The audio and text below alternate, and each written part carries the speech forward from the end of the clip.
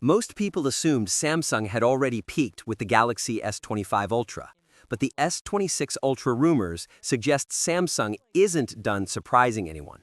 Instead of one flashy headline feature, this year seems to be about a series of smart, meaningful upgrades that could quietly make it the most refined Android phone we've seen yet. That approach matters. Big redesigns get attention, but small quality of life changes are what actually shape how a phone feels after weeks and months of real use. And based on what's being reported, Samsung is dialing into exactly that: performance, privacy, charging, and the kind of thoughtful engineering decisions that remind you why the Ultra line exists in the first place. Let's start with the display, because Samsung clearly wants to remind everyone why it still leads the screen game. The new M14 OLED panel is expected to reach a peak brightness of 3000 nits. That's not just a spec bump. Paired with the anti-reflective Gorilla Armor glass introduced last year, this phone could be one of the easiest to read outdoors, even in harsh sunlight. But the real wild card is something called Flex Magic Pixel, an AI-assisted privacy mode that subtly limits side-angle visibility. Instead of a fixed privacy filter, like a screen protector, this feature would dynamically adjust based on angle, making it harder for people nearby to glance at your screen. It sounds like a small detail, but in a world where everyone is glued to their phone in public spaces, it's a modern solution to a modern problem.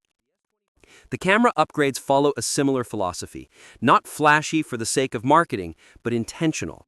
Samsung is reportedly sticking with a 200-megapixel main sensor, but upgrading either to a larger Sony sensor or a wider f1.4 aperture. Both changes point to better low-light performance and a more natural depth of field. What's important here is that Samsung seems to be aware of a key advantage it already has: close focusing distance. Unlike the iPhone, which automatically switches to ultra-wide when you get too close to a subject, the Ultra lets you stay on the main lens for macro-style shots with that creamy background blur. As long as Samsung doesn't compromise that experience, this upgrade could push its photography even closer to DSLR-style output. Performance-wise, Qualcomm's next chip has an awkward name: Snapdragon 8 Elite Gen 5 for Galaxy, but the numbers are promising. Clock speeds up to 4.74 GHz and a potential 30% GPU boost. More interesting is the AI-assisted power tuning. Instead of just throttling or maxing out like traditional performance modes, this chip is expected to adjust power draw more intelligently throughout daily use. Combine that with new LPDDR5X RAM that's 20% more efficient, and you're looking at smoother performance without the battery anxiety that usually comes with pushing top-tier hardware. On the design front, Samsung seems to be refining more than reinventing. The S26 Ultra is rumored to be another 0.4 millimeters thinner, a small number that actually matters when you're holding a device with a built-in stylus. And yes, the S Pen is staying despite the addition of Qi 2 magnetic charging hardware, which speaks to some clever internal engineering. The return of a proper camera island might be controversial, but it fixes a practical issue from the S25 Ultra, those individually raised lenses that collected dust and lint like magnets. Sometimes design maturity is less about being bold and more about admitting what didn't work. And speaking of magnets, Samsung is finally catching up on charging.